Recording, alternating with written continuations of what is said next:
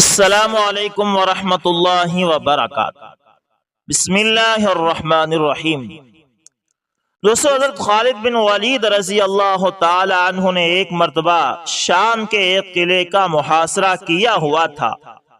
قلعے کے لوگ محاصرے سے تنگ آ گئے تھے، وہ چاہتے تھے کہ صلح ہو جائے، لہٰذا ان لوگوں نے قلعے کے سردار کو حضرت خالد بن ولید رضی اللہ تعالی عنہ کے پاس صلح کی بات چیت کے لیے بھیجا۔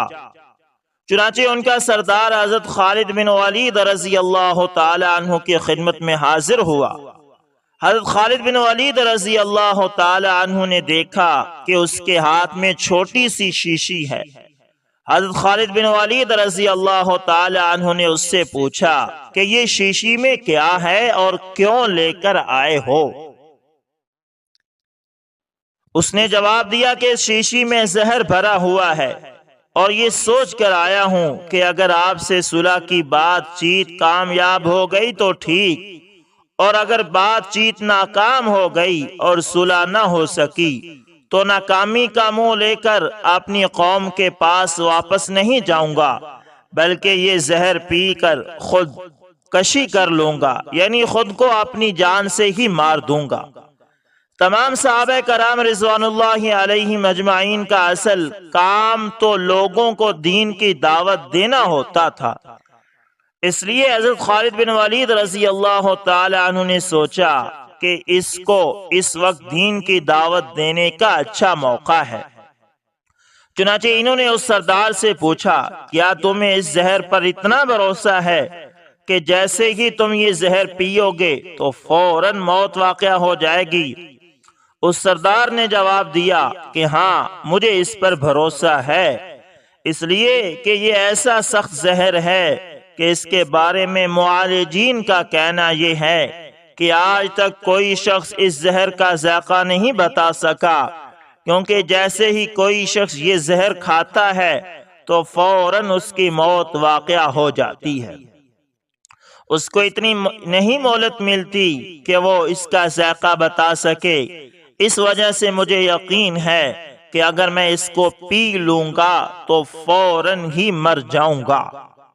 حضرت خالد بن ولید رضی اللہ تعالی عنہ نے اس سردار سے کہا کہ یہ زہر کی شیشی جس پر تمہیں اتنا یقین ہے، یہ ذرا مجھے دو۔ اس نے وہ شیشی آپ کو دے دی۔ آپ نے وہ شیشی اپنے ہاتھ میں لی اور پھر فرمایا کہ اس کائنات کی کسی چیز میں کوئی تاثیر نہیں، یعنی اس کائنات کی کسی چیز میں کوئی تاثیر نہیں جب تک اللہ تعالیٰ اس کے اندر اثر نہ پیدا فرما دے۔ میں اللہ کا نام لے کر اور یہ دعا پڑھ کر، بسم اللہ الذی لا یضر مع اسمہ شیء فی الارض ولا فی السماء وہو السمیع العلیم، اس اللہ تعالیٰ کے نام کے ساتھ جس کے نام کے ساتھ کوئی چیز نقصان نہیں پہنچا سکتی، نہ آسمان میں اور نہ زمین میں، وہی سننے والا ہے۔ میں اللہ کا نام لے کر اس زہر کو پیتا ہوں، آپ دیکھنا کہ مجھے موت آتی ہے یا نہیں۔ اس سردار نے کہا کہ جناب، یہ آپ اپنے اوپر ظلم کر رہے ہیں، یہ زہر تو اتنا سخت ہے کہ اگر انسان تھوڑا سا بھی منہ میں ڈال لے تو ختم ہو جاتا ہے، اور آپ نے پوری شیشی پینے کا ارادہ کر لیا ہے۔ حضرت خالد بن ولید رضی اللہ تعالی عنہ نے فرمایا، انشاءاللہ مجھے کچھ نہیں ہوگا۔ چنانچہ دعا پڑھ کر وہ زہر کی پوری شیشی پی گئے۔ اللہ تعالیٰ کو اپنی قدرت کا کرشمہ دکھانا تھا۔ اس سردار نے اپنی آنکھوں سے دیکھا کہ حضرت خالد بن ولید رضی اللہ تعالی عنہ پوری شیشی پی گئے، لیکن ان پر موت کے کوئی آثار نظر نہیں آئے۔ وہ سردار یہ کرشمہ دیکھ کر مسلمان ہو گیا۔ اللہ اکبر، اللہ اکبر۔ دوستو، یہ ہوتی ہے یقین کی برکت اور کلمات، یعنی ایسے کلمات کے جو آپ صلی اللہ علیہ وسلم سے منقول ہیں، ان کی برکت۔ اس لیے ایسی دعاؤں کا اہتمام کریں جو آپ صلی اللہ علیہ وسلم سے منقول ہیں، کوئی چیز کبھی نقصان نہیں پہنچائے گی۔ دوستو، ڈاکٹر نیاز احمد بلوچ، پروفیسر نشتر، میڈیکل کالج ملتان نے عجیب واقعہ لکھ کر دیا۔ ڈاکٹر بلوچ سے ملتان سے بہر امتحان لینے گئے ہوئے تھے۔ وہاں پر ان کے بھائی کی شدید علالت کا پتہ چلا۔ وہ پہلے ڈیرہ غازی خان گئے، جہاں سے ان کو بتلایا گیا کہ ان کے بھائی سخت بیمار تھے، اس لیے نشتر ہسپتال میں داخل کروا دیا گیا۔ ڈاکٹر بلوچ صاحب جب نشتر ہسپتال پہنچے تو بھائی صاحب کا پتہ چلا کہ دل کا شدید عارضہ ہے، حالت کمزور ہے، سارے جسم پر ورم ہے اور سانس پھولا ہوا ہے۔ متعلقہ ڈاکٹر صاحبان بھی اچھی خبر نہیں دے رہے تھے۔ ڈاکٹر بلوچ صاحب نے دیکھا کہ اس کے علیل بھائی اپنی والدہ جو سامنے پلنگ پر بیٹھی ہے ان کے پیروں کی طرف اشارہ کر رہے ہیں۔ میں نے دیکھا والدہ صاحبہ کے پاؤں کا جوتا ایک جگہ سے ٹوٹا ہوا تھا اور اشارہ اس کی طرف تھا، تو انہوں نے اپنے علیل بھائی کو بتلایا کہ میں جوتا ٹھیک کرا دوں گا، مگر ان کے علیل بھائی بار بار والدہ کے قدموں کی طرف اشارہ کر رہے تھے۔ میں نے بھائی کے قریب ہو کر پوچھا کہ پاؤں میں کیا ہوا ہے؟ اس نے کہا کہ میری ماں کے پاؤں کو دھو کر وہ پانی مجھے پلاؤ، میں ٹھیک ہو جاؤں گا۔ چنانچہ میں نے ایسے ہی کیا۔ والدہ کے پاؤں کا پانی پلانے کے بعد جو پیشاب کا جلاب میرے بھائی کو جاری ہوا، ہم سب حیران تھے جیسے پیشاب آور ٹیکا لگا ہو۔ یہ پیشاب کا جلاب سارا دن اور ساری رات جاری رہا۔ دوسرے دن صبح کے وقت جب ماہر امراض قلب میرے بھائی کو دیکھنے آئے تو کافی افاقہ تھا۔ مجھ سے پوچھا یہ کیسے ہوا؟ میں نے پاؤں کے پانی کا اثر بتلایا۔ سب حیران تھے۔ چند دنوں میں اللہ تعالیٰ نے میرے بھائی کو شفا دی۔ یہ سب والدہ صاحبہ کے پیروں کا صدقہ تھا۔ اللہ اکبر، اللہ اکبر۔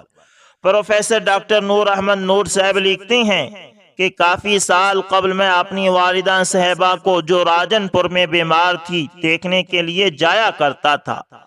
ایک دن جمعہ کے دن میں نے والدہ صاحبہ کی خدمت میں حاضری دی۔ واپسی پر دعا کی درخواست کی تو بڑی دعائیں دی۔ واپسی پر دریائے سندھ پار کرنے کے بعد ایک بہت بڑی گہری نہر جو تقریباً 20 فٹ گہری اور 30 فٹ چوڑی پانی سے لبالب بھری ہوئی بہہ رہی تھی۔ جمعے کی نماز کا وقت ہو چکا تھا۔ گاڑی کھڑی کر کے ڈرائیور تو وضو کر کے نماز میں شریک ہو گیا۔ میں نے سنجا کیا اور نہر کے کنارے بیٹھ کر وضو کر رہا تھا کہ اچانک نہر کا کنارہ جو شاید نیچے سے پانی نے کھوکھلا کر دیا تھا پانی میں گرا اور میں نہر کے اندر گر گیا۔ ایک دو ڈبکیاں آئی، میں نہر کے وسط میں پہنچ گیا۔ کیونکہ میں تیرنا نہیں جانتا تھا اس لیے ڈبکیاں آنا شروع ہوئیں اور سر چکرانے لگا۔ میں نے شور مچایا مگر سوائے جانوروں کے جو نہر کے کنارے بیٹھے تھے کوئی اور تھا ہی نہیں۔ میرا ڈوب جانا یقینی تھا۔ میں نے ایک ہاتھ دیکھا جس نے مجھے پکڑا اور نہر کے درمیان سے گھسیٹ کر نہر کے کنارے پر کر دیا۔ اب نہر سے نکلنا بہت مشکل تھا۔ خیر بڑے ذکر و اذکار کیے، کئی دفعہ زور لگایا اور آخر میں نہر سے نکلنے میں میں کامیاب ہو گیا۔ کپڑے سارے گیلے ہو گئے، کیچڑ لگ گئی۔ اسی حالت میں نماز کی آخری رکعت مل گئی۔ تمام مسجد والوں نے میری حالت دیکھ کر حیرانگی ظاہر کی۔ مجھے یقین ہے مجھے ڈوبنے سے بچانے والی والدہ مرحومہ کی دعا تھی، ورنہ بچنے کے کوئی ظاہری اسباب نہیں تھے۔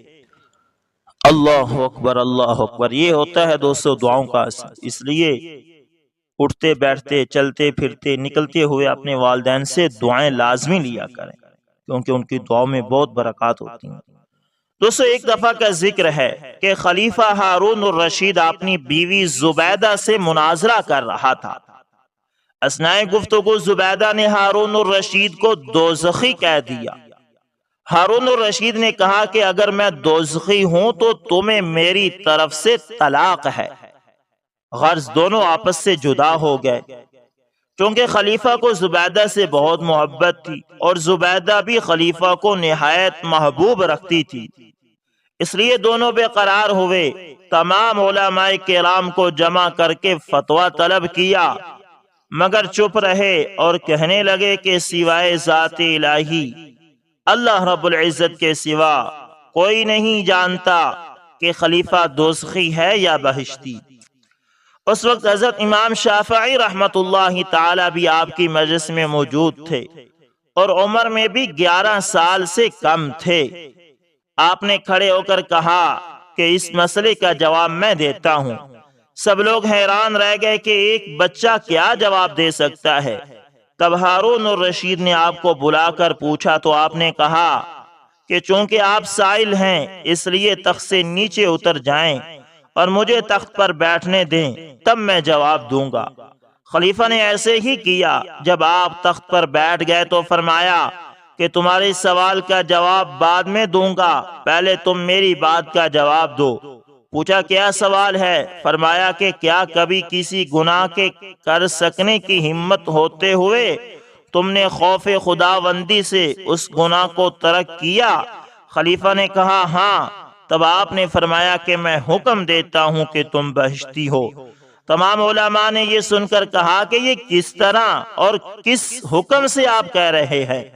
آپ نے فرمایا قرآن کہتا ہے کہ وَأَمَّا مَنْ خَافَ مَقَامَ رَبِّهِ وَنَهَى النَّفْسَ عَنِ الْهَوَىٰ فَإِنَّ الْجَنَّةَ هِيَ الْمَأْوَىٰ، کہ وہ شخص جو اللہ کے سامنے کھڑے ہونے سے ڈر گیا اور اس نے اپنے نفس کو خواہشات سے باز رکھا، اس کا ٹھکانہ جنت ہے۔ یہ سن کر تمام علماء کرام آفرین کہتے ہوئے کہنے لگے کہ جب بچپن میں یہ حال ہے تو جوانی میں کیا ہوگا۔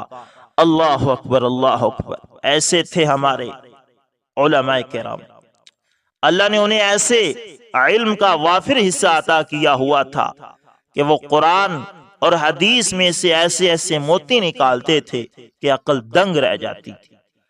دوستو، حضرت ایاس بن سلمہ اپنے والد حضرت سلمہ سے نقل کرتے ہیں کہ انہوں نے کہا کہ ایک مرتبہ حضرت عمر بن خطاب رضی اللہ تعالی عنہ بازار سے گزرے، ان کے ہاتھ میں کوڑا بھی تھا، انہوں نے ایسا سے وہ کوڑا مجھے مارا جو میرے کپڑے کے کنارے کو لگ گیا اور فرمایا راستے سے ہٹ جاؤ۔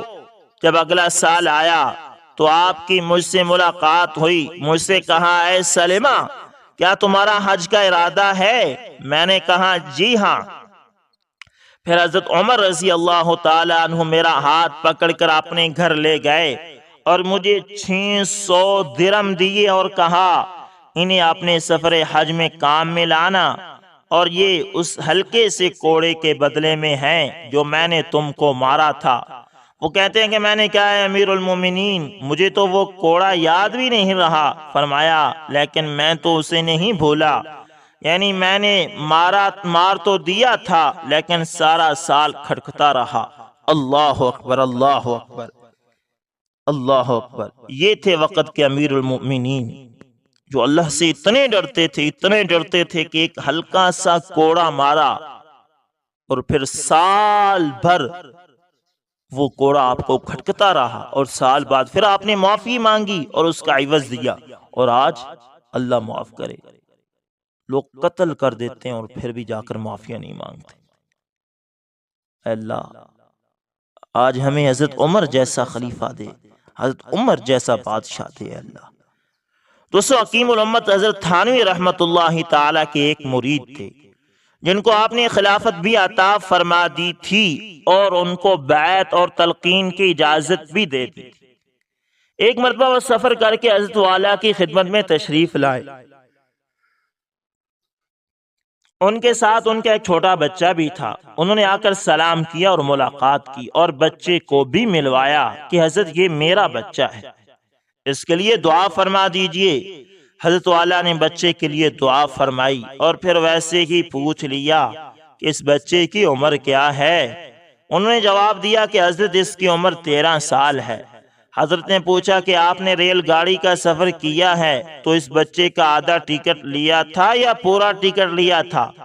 انہوں نے جواب دیا کہ حضرت آدھا ٹکٹ لیا تھا۔ حضرت نے فرمایا کہ آپ نے آدھا ٹکٹ کیسے لیا جبکہ 12 سال سے زائد عمر کے بچے کا تو پورا ٹکٹ لگتا ہے؟ انہوں نے عرض کیا کہ قانون تو یہی ہے کہ 12 سال کے بعد ٹکٹ پورا لینا چاہیے، اور یہ بچہ اگرچہ 13 سال کا ہے لیکن دیکھنے میں 12 سال کا لگتا ہے، اس وجہ سے میں نے آدھا ٹکٹ لے لیا۔ حضرت اشرف علی تھانوی رحمۃ اللہ تعالی نے فرمایا انا للہ و انا الیہ راجعون۔ معلوم ہوتا ہے کہ آپ کو تصوف اور طریقت کی ہوا بھی نہیں لگی، آپ کو ابھی تک اس بات کا احساس اور ادراک نہیں کہ بچے کو جو سفر آپ نے کرایا یہ حرام کرایا، جب قانون یہ ہے کہ 12 سال سے زائد عمر کے بچے کا ٹکٹ پورا لگتا ہے اور آپ نے آدھا ٹکٹ لیا، تو اس کا مطلب یہ ہے کہ آپ نے ریلوے کے آدھے ٹکٹ کے پیسے غصب کر لیے اور آپ نے چوری کر لی، اور جو شخص چوری اور غصب کرے ایسا شخص تصوف اور طریقت میں کوئی مقام نہیں رکھتا، لہذا آج سے آپ کی خلافت اور اجازت بیعت واپس لی جاتی ہے۔ چنانچہ اس بات پر ان کی خلافت سلب فرما لی، حالانکہ اپنے اوراد و وظائف میں، عبادت اور نوافل میں، تہجد اور اشراق میں، ان میں سے ہر چیز میں بالکل اپنی طریقت پر وہ مکمل تھے، لیکن یہ غلطی کی کہ بچے کا ٹکٹ پورا نہیں لیا، صرف اس غلطی کی بنا پر خلافت سلب فرما لی۔ دوستو آج ہم دیکھیں، آج ہم سوچتے ہی نہیں، ہم تو دوسروں کے مال پر قبضہ کر لیتے ہیں، دوسروں کی چیزیں ہڑپ کر لیتے ہیں، بغیر اجازت چیزیں اٹھا کر استعمال کر لیتے ہیں، اور یہاں پر صرف آدھی ٹکٹ لینے پر خلافت سلب کر لی۔ یہ تھا اللہ کا ڈر اور آخرت کی فکر۔ اللہ ایسی فکر ہمیں بھی عطا فرمائے۔ ایک اور واقعہ سنیں دوستو، آپ کا بیٹا بس آج شام تک کا مہمان ہے، اس کا کوئی علاج نہیں۔ ڈاکٹر کے یہ الفاظ سن کر مولانا صاحب رو پڑے، اپنے بیٹے کو گھر لے آئے، گھر میں کھڑے اپنے بیٹے کی تیمارداری کر رہے تھے کہ دروازے پر دستک ہوئی۔ مولانا دروازے پر گئے، بہر ایک بوڑھے شخص کو کھڑے پایا۔ حضرت نے سلام دعا کے بعد پوچھا، بابا جی خیریت سے آئے ہو؟ وہ کہنے لگا، خیریت سے کہاں آیا ہوں، ہمارے علاقے میں ایک قادیانی مبلغ آیا ہوا ہے، وہ لوگوں کو گمراہ کر رہا ہے، پوری امت گمراہ ہو رہی ہے، اور آپ گھر میں کھڑے ہیں۔ مولانا نے جیسے ہی یہ بات سنی، آپ کی آنکھوں سے آنسو بہہ پڑے۔ بیوی سے فرمایا، بی بی میرا بیگ کہاں ہے؟ بیوی نے بیگ اٹھا کر دیا اور آپ بیگ ہاتھ میں پکڑے گھر سے روانہ ہو گئے۔ بیوی نے دامن پکڑ لیا اور کہنے لگے، مولانا آخری لمحات میں اپنے نوجوان بیٹے کو اس حالت میں چھوڑ کر جا رہے ہیں۔ مولانا نے آسمان کی طرف نظریں اٹھائی اور رو کر روانہ ہونے لگے تو جان بلب بیٹے نے کہا، ابا جان میں آج کا مہمان ہوں، چند لمحے تو انتظار کر لیجئے، میری روح نکل رہی ہے، مجھے اس حال میں چھوڑ کر جا رہے ہیں۔ مولانا نے اپنے نوجوان بیٹے کو بوسہ دیا، رونے لگے اور فرمایا، اے بیٹے بات یہ ہے کہ میں محمد صلی اللہ علیہ وسلم کے دین کی خاطر جا رہا ہوں، کل قیامت کے دن حوض کوثر پر ہماری تمہاری ملاقات ہو جائے گی۔ یہ فرمایا اور گھر سے روانہ ہو گئے۔ اڈے پر پہنچے، ابھی بس میں بیٹھے ہی تھے کہ چند لوگ دوڑے ہوئے آئے اور کہنے لگے کہ مولانا آپ کا بیٹا فوت ہو چکا ہے، اس کا جنازہ پڑھاتے جائیے۔ مولانا نے آسمان کی طرف نظریں اٹھائی اور رو کر فرمانے لگے، جنازہ پڑھانا فرض کفایہ ہے اور امت محمدیہ کو گمراہی سے بچانا فرض عین ہے۔ فرض عین چھوڑ کر فرض کفایہ کی طرف نہیں جایا جا سکتا۔ پھر وہاں سے روانہ ہو گئے، اس علاقے میں پہنچے، اللہ تعالیٰ نے کامیابی عطا کی، وہ قادیانی مبلغ بھاگ گیا۔ مولانا 3 دن کے بعد گھر واپس پہنچے، بیوی قدموں میں گر گئی اور رو رو کر کہنے لگی، مولانا جب آپ جا رہے تھے تو بیٹا آپ کی راہ تکتا رہا اور کہتا رہا، جب ابا جان واپس آ جائیں تو انہیں میرا سلام عرض کر دینا۔ مولانا نے جب یہ سنا تو فوراً اپنے بیٹے کی قبر پر گئے اور دعا مانگنے لگے، اے اللہ ختم نبوت کے وسیلے سے میرے بیٹے کی قبر کو جنت کا باغ بنا دے۔ مولانا دعا مانگ کر گھر واپس آئے تو رات بیٹے کو خواب میں دیکھا۔ بیٹے نے اپنے ابا سے ملاقات کی اور کہا کہ رب محمد صلی اللہ علیہ وسلم کی قسم، ختم نبوت کے وسیلے سے اللہ تعالیٰ نے میری قبر کو جنت کا باغ بنا دیا۔ ختم نبوت کے اس مجاہد کو دنیا مولانا غلام غوث ہزاروی رحمت اللہ تعالی کے نام سے پہچانتی ہے۔ اللہ اکبر، اللہ اکبر، اللہ اکبر۔ ایسی تھی علماء کی قربانی۔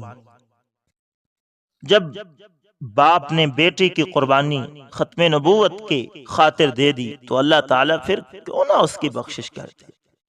اللہ اکبر۔ اللہ تعالیٰ نے پھر اس کا بدلہ دیا، بیٹے کی مغفرت کر دی۔ دوستو، کاندھیلا میں ایک مرتبہ ایک زمین کا ٹکڑا تھا، اس پر جھگڑا چل رہا تھا۔ مسلمان کہتے تھے کہ یہ ہمارا ہے اور ہندو کہتے تھے کہ یہ ہمارا ہے۔ چنانچہ یہ مقدمہ بن گیا، انگریز کی عدالت میں پہنچا۔ جب مقدمہ آگے بڑھا تو مسلمان نے اعلان کر دیا کہ یہ زمین کا ٹکڑا اگر مجھے ملا تو میں مسجد بناؤں گا۔ ہندو نے جب سنا تو انہوں نے ضد میں کہہ دیا کہ یہ ٹکڑا اگر ہمیں ملا تو ہم اس پر مندر بنائیں گے۔ اب بات دو انسانوں کی انفراد تھی، لیکن اس میں رنگ اجتماعی بن گیا، حتیٰ کہ ادھر مسلمان جمع ہو گئے اور ادھر ہندو اکٹھے ہو گئے، اور مقدمہ ایک خاص نوعیت کا بن گیا۔ اب سارے شہر میں قتل و غارت ہو سکتی تھی، خون خرابہ ہو سکتا تھا، تو لوگ بھی بڑے حیران تھے کہ اب نتیجہ کیا نکلے گا۔ انگریز جج تھا، وہ بھی پریشان تھا کہ اس میں کوئی صلح اور صفائی کا پہلو نکالے، ایسا نہ ہو کہ یہ آگ اگر جل گئی تو اس کا بجھانا مشکل ہو جائے گا۔ جج نے مقدمہ سننے کے بجائے ایک تجویز پیش کی کہ کیا کوئی ایسی صورت ہے کہ آپ لوگ آپس میں بات چیت کے ذریعے مسئلے کا حل نکالیں؟ تو ہندوؤں نے ایک تجویز پیش کی کہ ہم آپ کو ایک مسلمان کا نام تنہائی میں بتائیں گے، آپ اگلی پیشی پر ان کو بلا لیجئے اور ان سے پوچھ لیجئے، اگر وہ کہیں کہ یہ مسلمانوں کی زمین ہے تو ان کو دے دیجئے، اور اگر وہ کہیں کہ یہ مسلمانوں کی زمین نہیں ہندوؤں کی ہے تو ہمیں دے دیجئے۔ جج نے دونوں فریقین سے پوچھا تو دونوں فریقین اس پر راضی ہو گئے۔ مسلمانوں کے دل میں یہ تھی کہ مسلمان ہوگا، جو بھی ہوگا تو وہ مسجد بنانے کے لیے بات ضرور کرے گا۔ چنانچہ انگریز نے فیصلہ دے دیا اور مہینہ یا چند دنوں کی تاریخ دے دی کہ بھائی اس دن آنا اور میں اس بڈھے کو بھی بلوا لوں گا۔ اب جب مسلمان باہر نکلے تو بڑی خوشی منا رہے تھے، سب کود رہے تھے، نعرے لگا رہے تھے۔ ہندوؤں نے پوچھا اپنے لوگوں سے کہ تم نے کیا کہا؟ انہوں نے کہا کہ ہم نے ایک مسلمان عالم کو حکم بنا لیا ہے کہ وہ اگلی پیشی پر جو کہے گا اسی پر فیصلہ ہوگا۔ اب ہندوؤں کے دل مرجھا گئے اور مسلمان خوشیوں سے پھولے نہیں سماتے تھے، لیکن انتظار میں تھے کہ اگلی پیشی میں کیا ہوتا ہے۔ چنانچہ ہندوؤں نے مفتی الہی بخش کاندھیلوی رحمت اللہ تعالی کا نام بتایا کہ جو شاہ عبدالعزیز رحمت اللہ تعالی کے شاگردوں میں سے تھے، اور اللہ نے ان کو سچی زندگی عطا فرمائی تھی۔ مسلمانوں نے دیکھا کہ مفتی صاحب تشریف لائے ہیں تو وہ سوچنے لگے کہ مفتی صاحب تو مسجد کی ضرور بات کریں گے۔